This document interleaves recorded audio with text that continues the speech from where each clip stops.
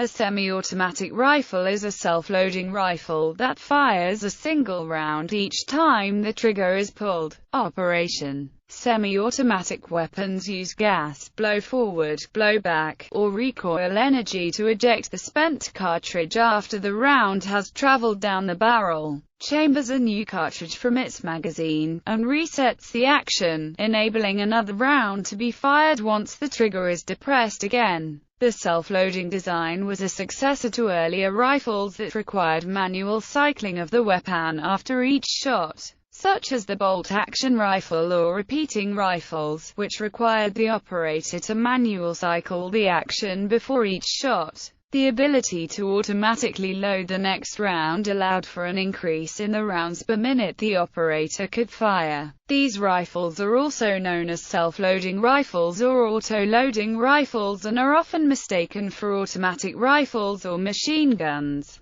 Self-loading rifles were one of the most revolutionary designs in the history of warfare. To name one example, semi-automatic weapons gave the United States an important edge in World War II, as the M1 Garand was a semi-automatic rifle issued to most soldiers, whereas the Axis powers had only bolt-action weapons and limited quantities of semi-automatic rifles. Semi-automatic rifles are versatile designs. They can be efficiently fed by en-bloc clip and internal magazine, detachable magazine or a combination of stripper clip and internal magazine. Early history. The first successful design for a semi-automatic rifle is attributed to German-born gunsmith Ferdinand Ritter von Mannlicher, who unveiled the design in 1885. The Model 85 was followed by the equally innovative Mannlicher Models 91, 93 and 95 semi-automatic rifles.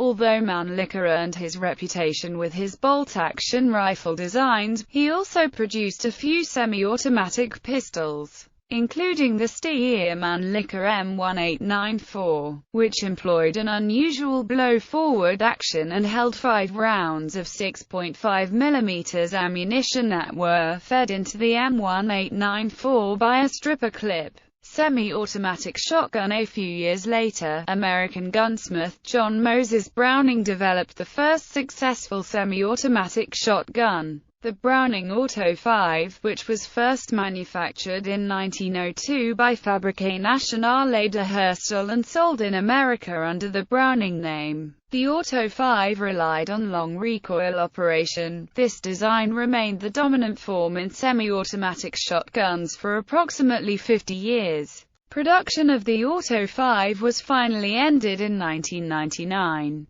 Blowback semi-automatic. In 1903 and 1905, the Winchester Repeating Arms Company introduced the first semi-automatic rimfire and centerfire rifles designed especially for the civilian market.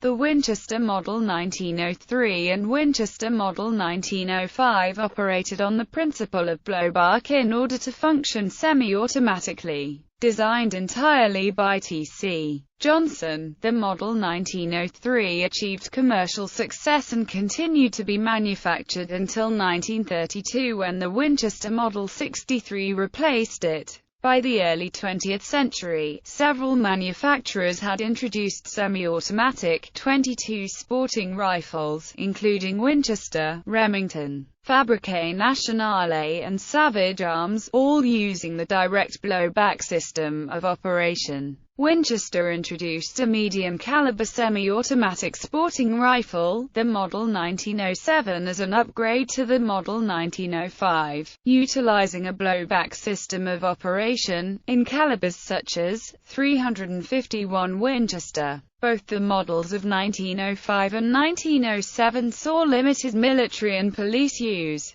Notable early semi-automatic rifles. In 1906, Remington Arms introduced the Remington Auto-Loading Repeating Rifle. Remington advertised this rifle, renamed the Model 8, in 1911, as a sporting rifle. This is a locked breech, long recoil action designed by John Browning. The rifle was offered in 25, 30, 32, and 35 caliber models. and gained popularity among civilians as well as some law enforcement officials who appreciated the combination of a semi-automatic action in relatively powerful rifle cartridges. The Model 81 superseded the Model 8 in 1936 and was offered in .300 Savage as well as the original Remington calibers. The first semi-automatic rifle adopted and widely issued by a major military power was the Fusil Automatique Model 1917. This is a locked breech, gas-operated action which is very similar in its mechanical principles to the future M1 Garand in the United States.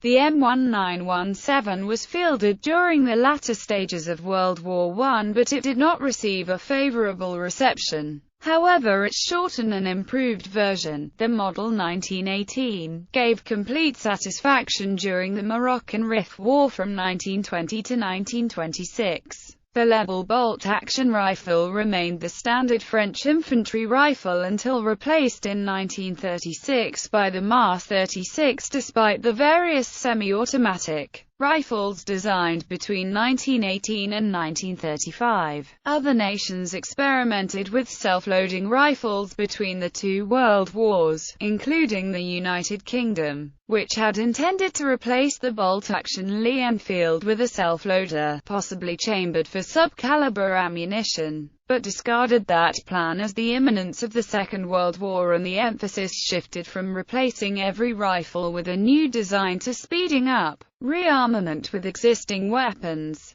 The Soviet Union and Germany would both issue successful self-loading and selective fire rifles on a large scale during the course of the war, but not in sufficient numbers to replace their standard bolt-action rifles. Notable gas-operated rifles in 1937. The American M1 Garand was the first semi-automatic rifle to replace its nation's bolt-action rifle as the standard-issue infantry weapon. The gas-operated M1 Garand was developed by Canadian-born John Garand for the U.S. government at the Springfield Armory in Springfield, Massachusetts. After years of research and testing, the first production model of the M1 Garand was unveiled in 1937. During World War II, the M1 Garand gave American infantrymen an advantage over their opponents, most of whom were issued slower-firing bolt-action rifles. The Soviet AVS-36, SVT-38 and SVT-40, as well as the German Gewehr-43, were semi-automatic gas-operated rifles issued during World War II in relatively small numbers. In practice, they did not replace the bolt-action rifle as a standard infantry weapon. Another gas-operated semi-automatic rifle developed toward the end of World War II was the SKS.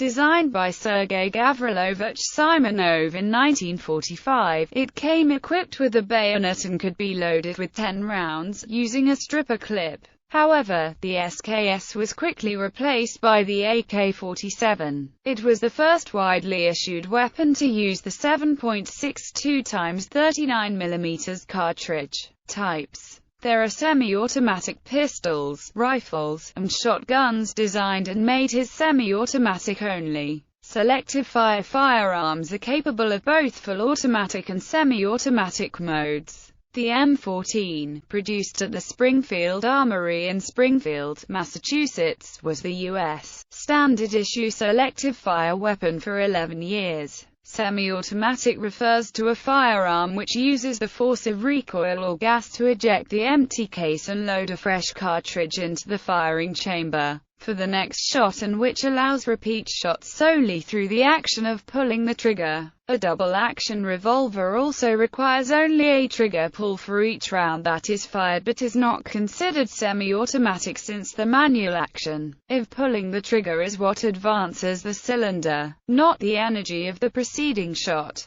Popular examples: Madsen Rasmussen rifle, Mannlicher 1885 semi-auto rifle, Mannlicher 1905 experimental self-loading rifle, Mondragon rifle, Mauser M1916, Rost semi-auto prototype rifle, Farquhar Hill rifle, M1922 Bang rifle, General Liu rifle, M1 Garand, SKS. Gewehr 43, SVT 40, Charlton automatic rifle, Steyr M1888, 90 semi-auto conversion, AG M42, Hour 15, M1 carbine, Springfield Armory M1A, M1941 Johnson rifle, Gewehr 41, VZ 52 rifle, FN model 1949, Hour 10, Ruger 10-20 seconds, Marlin model 60, Remington model 7400.